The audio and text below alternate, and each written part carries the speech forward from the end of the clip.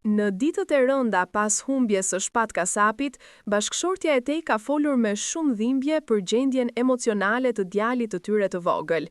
Edhe pse vetëm 4 vjeç, më i vogli i familjes e ka ndjerë thellë mungesën e babait, dhe sipas saj, plagët që janë hapur atij janë të padukshme, por tepër të thella.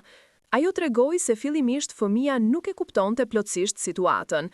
Ai vazhdonte ta kërkonte babain e tij në çdo cep të shtëpisë, pyeste se ku ishte dhe pse nuk po kthehej nga Italia.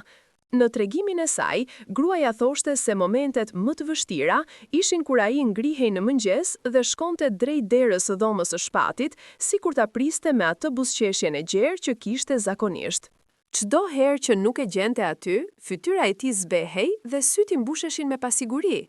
Sipas saj, djali e ka ndjerë energjinë e trishtuar në shtëpi, heshtjen që ka zëvendësuar bisedat e mëparshme dhe mungesën e të qeshurave të babait. Ajo tregoi se i vogli e përmend shpesh shpatin, duke thënë se do ta kishte dashur t'i kthente edhe një përqafim të fundit. Her pas here, ai pyet nëse babai mund ta dëgjojë kur i flet, ose nëse ai e sheh kur ai luan apo kur flet gjumë. Gruaja u shpreh se për një fëmijë kaq të vogël është pothuajse e pamundur të shpjegosh plotësisht konceptin e humbjes. Ajo tregon se her pas here ai afrohet te fotografia e shpatit, e prek me duar të vogla dhe thot: "Babi, kthehu shpejt." Kjo fjali, sipas saj, është një goditje e fortë në zemër, një kujtesë e përditshme se i vogli ka humbur figurën më të rëndësishme mashkullore në jetën e tij, dhe se tani i duhet të rritet me kujtimet e njeriut që e deshi më shumë se çdo gjë në botë.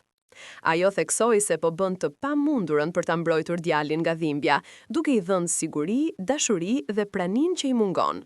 Megjithatë, ajo pranoi se ka momente kur ai është i përhumbur, i heshtur dhe thjesht i ulet pranë duke i qëndruar më pranë se zakonisht, si të kërkonte nëna e tij një mburojë nga dhimbja që nuk e kupton plotësisht, por e ndjen shumë.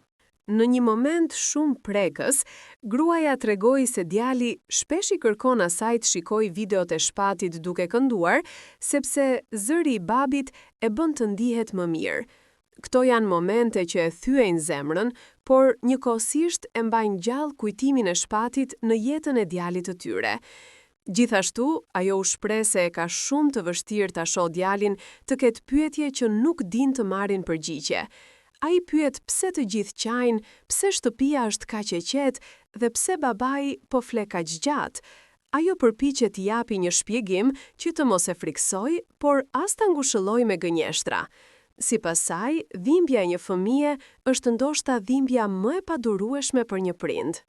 Ai nuk di të shprehet si një i rritur, nuk di të flas për mungesa, as të përpunojë emocionet. Ai thjesht ndjen boshllëkun dhe e kërkon babain e tij me pafajsinë që vetëm një fëmijë ka. Në fund, gruaja tha se edhe pse rruga që kanë përpara është e gjatë dhe vështirë, ajo do të bëjë të pamundurën që djali i tyre të rritet duke ditur se sa shumë e kishte dashur babai, sa krenar ishte për të dhe se sa shumë do të kishte dashur ta shikonte të rritej. Aja shtoi se shpati mund të mos jetë fizikisht pranë tyre, por dashuria e tij është ende aty, në çdo kujtim, në çdo fotografi, në çdo këngë që ka lënë pas.